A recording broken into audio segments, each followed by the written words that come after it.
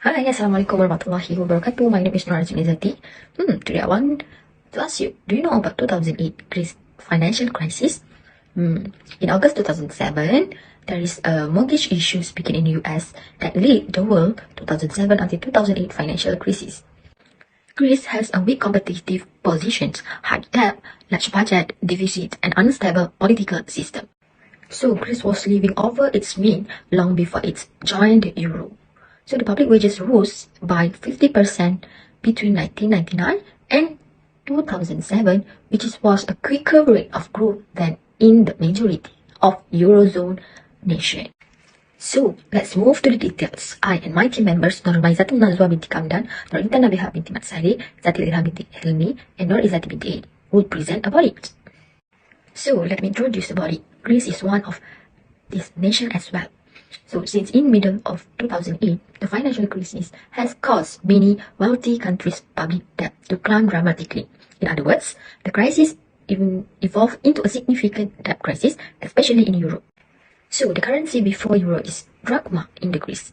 In addition, Greece already meager tax collections were eroded by the crisis, worsening the deficit.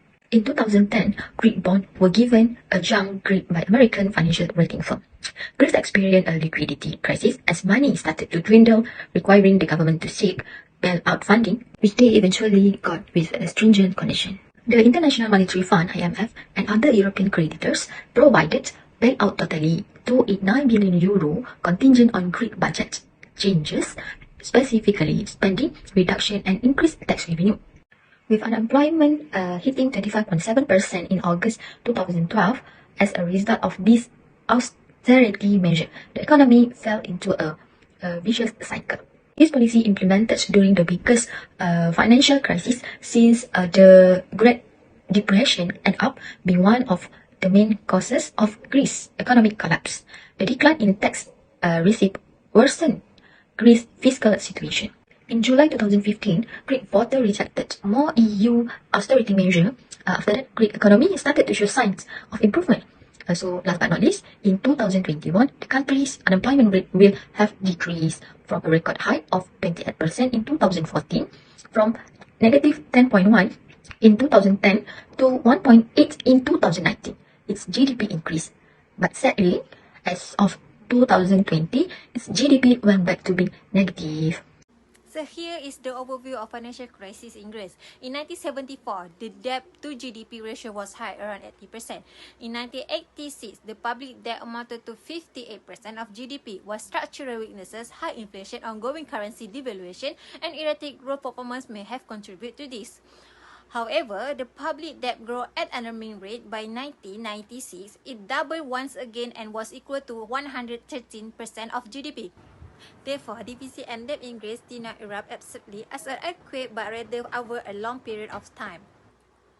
Greece had one of the greatest economic performance in European Monetary Union in 10 years before the crisis 2008, with the real GDP growth averaging close to 4% annually. By 2003, government debt was decreased to 98%, also as a result of advantageous borrowing conditions from the global market. In the eyes of IMF and the European Union, Greece is the worst possible scenario.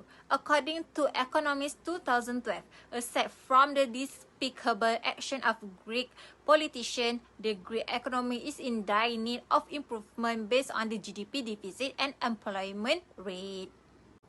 Description situation. The nation that surround the Mediterranean part of the world have suffered from many problems for quite a while. The national currency of Greece, commonly known as drachma, was known to be stable for three reasons on the whole.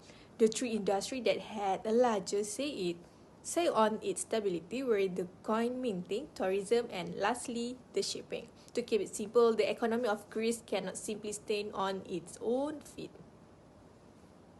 When Greece's economy was annexed, the drachma was simply taken over by the ever-stable euro. Corruption of the government amounts to be another major issue is Greece after sees the rating to the of the creditors to some level. Now it is unified with the rest of the European counterpart.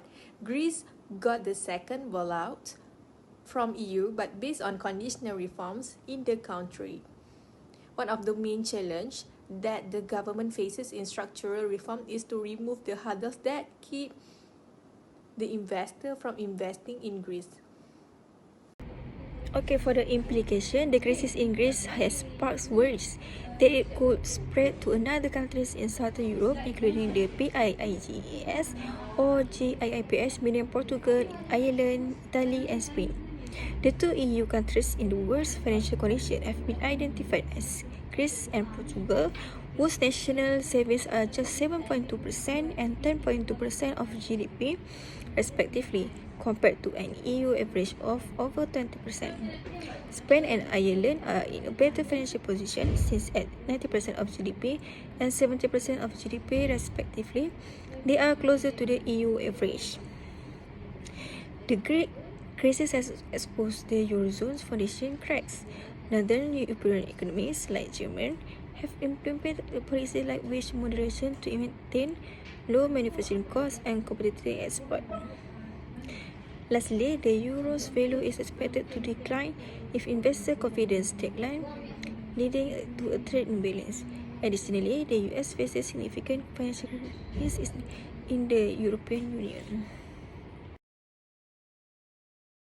In conclusion, the Greek government implemented several reforms to improve the country's economic system, including raising the average retirement age from 61 to 63 and calculating pensions based on lifetime contribution.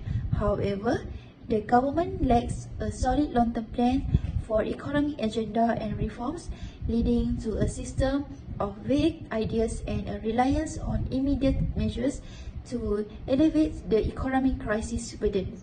The lack of a solid long-term plan hinders the government's ability to implement positive changes and maintain a stable economy. The Greek debt crisis was a series of events that led to the breakdown of the Greek economic system and a country's despair.